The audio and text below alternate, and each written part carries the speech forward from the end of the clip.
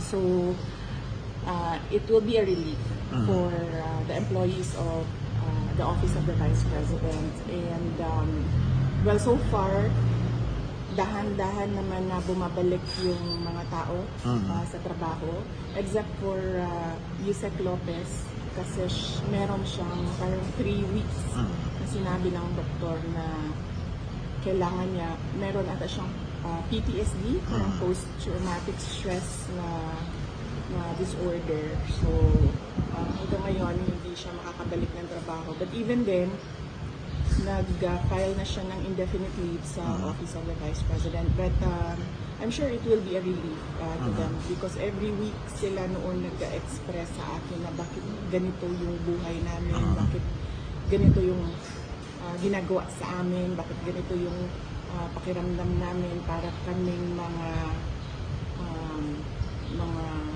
fugitives, para kaming mga convicts. So ngayon, meron silang somewhat peace of mind. Ma'am, si Ma'am Gina Acosta, kamusta na po? Makakabalik na po ba siya sa trabaho? Si Ma'am Gina Acosta, nakatira siya sa kanyang kaibigan. Ayaw niyang umuwi sa kanyang inuupahan na condominium unit kasi meron din siya parang takot na baka bigla siyang hablutin o hilain sa gabi, yung mga ganun na mga fears. But nakita na kami sa office, and then sabi niya kung pwede daw na dahan-dahan siyang bumalik kasi gusto niya daw makita ng mga kasamahan niya sa Office of the Vice President na okay lang siya. Okay. Ma'am, may dalawang impeachment cases na ipinasa sa Congress, ma'am, against you po. What's your comment, ma'am? Yes. Well, I welcome that finally na-file na yung impeachment case na sinasabi nilang i-file nila since last year pa. So, okay din yung impeachment case dahil ako lang yung ang tinitira doon. Ako lang ang iniimbestigahan nun. Ako lang ang inaatake ng impeachment case. Hindi nakasali yung mga kasamahan ko sa Office of the Vice President and yung mga dati kong kasama sa Department of Education. So, at least kung meron tayong impeachment case, masagot na ng final kung ano yung mga inaakusa nila sa akin. Ma'am, yung subpoena ng NBI, pupunta po ba kayo on December 11, ma'am, to attend nung papatawag na sa inyo, ma'am? Pagkakaintindi ko sa explanation ng mga abogado ko sa investigation ng NBI, ay pwede namang hindi pumunta. Yun ang explanation nila dahil pwede naman mag-submit na lang daw ng sulat or affidavit, depende sa akin, decision or position paper. So,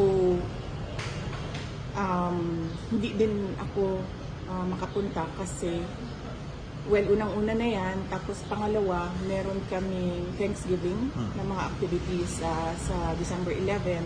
And pangatlo, after ng Thanksgiving activities namin, ay pauwi din ako dito sa Davao City para maglibing ng uncle.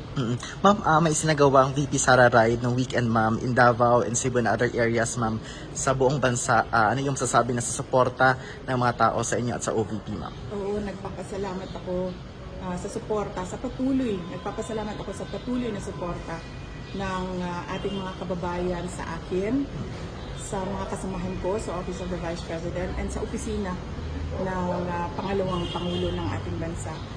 Malaki yung nagpapalakas ng loob namin at malaki yung tulong ng suporta nila sa nararamdaman namin na pagmamahal mula sa ating mga kababayan.